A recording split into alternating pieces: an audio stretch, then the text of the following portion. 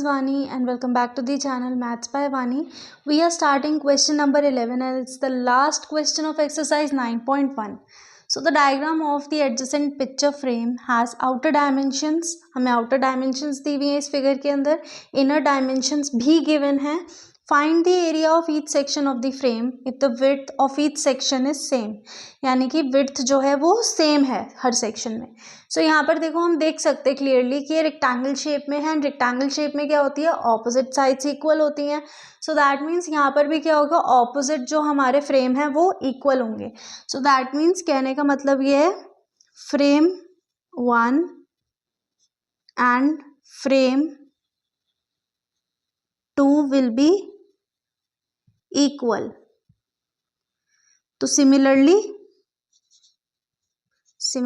Frame 3 and frame 4 will be equal. अब हमारा काम क्या है, हमें फ्रेम 1 एंड फ्रेम 3 निकालना है. So let's find out frame 1 and 2. अब ये हमें पता है कि ये अगर मैं फ्रेम 1 को देखूं सिर्फ और सिर्फ, तो ये कौन सी शेप है, ये ट्रेपीजियम शेप है. ट्रेपीजियम का फॉर्मूला क्या होता है, so area of trapezium is equals to half into sum of parallel sides into height.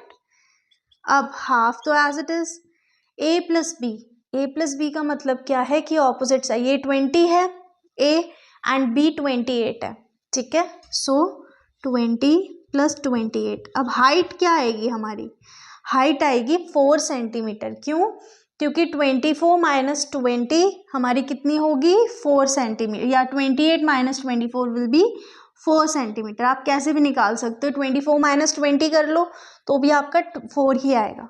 सो 2 2 ज़ा 4, यहाँ पर आ गया 48 इंटू 2. सो 8 2 ज़ा 6, 1 4 2 96, ये हमारे पास हाँ सेंटीमीटर स्क्वायर.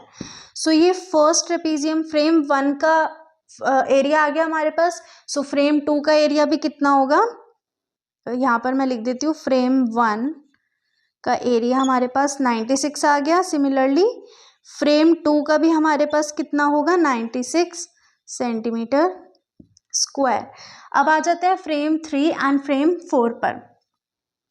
हाँ, फ्रेम 3 हमारे पास कितना होगा, फ्रेम 3 एंड फ्रेम 4. अब फ्रेम 3 एंड फ्रेम 4 निकालना है. सो इसमें भी क्या लगेगा, ये ट्रेपीजियम की फॉर्म में ही है.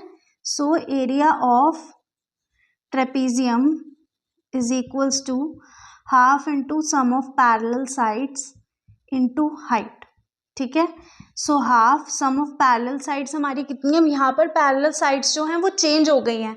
यहाँ पर था 20 एंड 28, बट यहाँ पर क्या है हमारे पास मेजरमेंट 16 एंड 24. सो हम इसके लिए क्या लेंगे, 16 प्लस 24 इंटू हाइट, उसने बोला है विड्थ सेम रहेगी, so 4 as it is. Half